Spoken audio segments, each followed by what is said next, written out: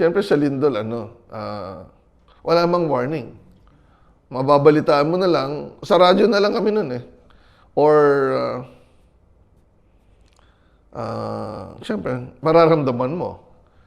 Pero may episode no na talagang pag hindi mo alam yung information, magre-react ka ng mali. So, merong napabalita na magkakaroon daw ng, alam ko, tsunami. Tidal wave pa nga ang term nila eh. Sa isang bayan sa Tablas Island, parang barangay pa lang namin yun eh. Ngayon bayan na, Ferrol. Ganoon, nagka-panic, umaalis yung mga tao doon. Pero ang nalaman ko na lang after that, may warning ng tsunami sa Peru. So yung Peru, naging Ferrol. This sounds like, di ba? So, ma-imagine mo, sa mga ganun, hindi ka aware sa nangyayari, paano magkaka-tsunami doon kung walang lindol, di ba? So, walang lindol, paano magka-tsunami?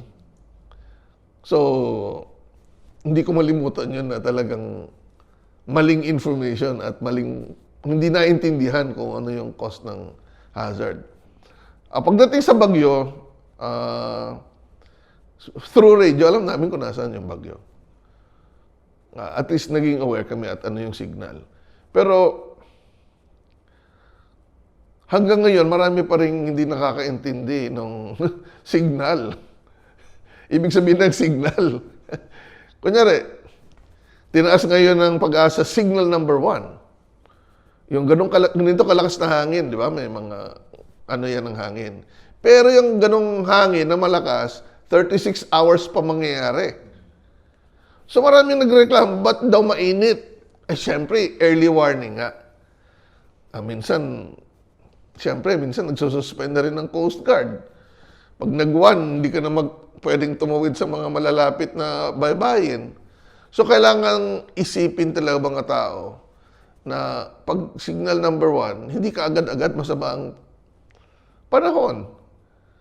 So, tinuturo na rin yan noon, pero hanggang ngayon, marami pa rin hindi nakakaintindi na merong lead time. Kaya ang warning, hindi ibig sabihin signal number 1, ganyan nakasungit ang panahon ngayon. So, meron kang 36 hours, number 2, 24 hours, 18 hours yung iba, 12 hours yung iba. So, hanggang ngayon, kailangan paulit-ulit na dapat banggitin yan upang hindi mag-react ng mali na, signal number 1 na. Hindi ka agad-agad masama ang panahon yan. Ibig sabihin, sir, dati, walang visual na, bagyo is ganito. Sinasabi, ang mata ng bagyo ay ganito sa ilang daang kilometro mula sa Catanduanes. Ako naman, marunong na ako sa geography noon. Alam ko yung Catanduanes sa Bicol. Pero alam naman natin na minsan, even noon, mahina ang mga Pilipino sa geography. Di ba? So, importante yung geography sa warning. Di ba? Kunyari, magkaka-tsunami sa silangang bahagi ng Pilipinas na nakaharap sa Pacific Ocean, yung dapat taga Manila Bay, hindi matakot. Pero nung ako'y director ng FIVOX, marami ding nag-evacuate sa harap ng Manila Bay. Geography ang issue. Hindi na sila kasama. At hindi din sila kasama sa listahan. So minsan, kailangan talagang ipaalala. Kaya pagdating sa tsunami warning, nililist talaga kung ano mga probinsya ang may involve lamang. So kakaiba nun, through radio, but we can do visual, visually kung nasaan siya. Basta marunong ka sa geography.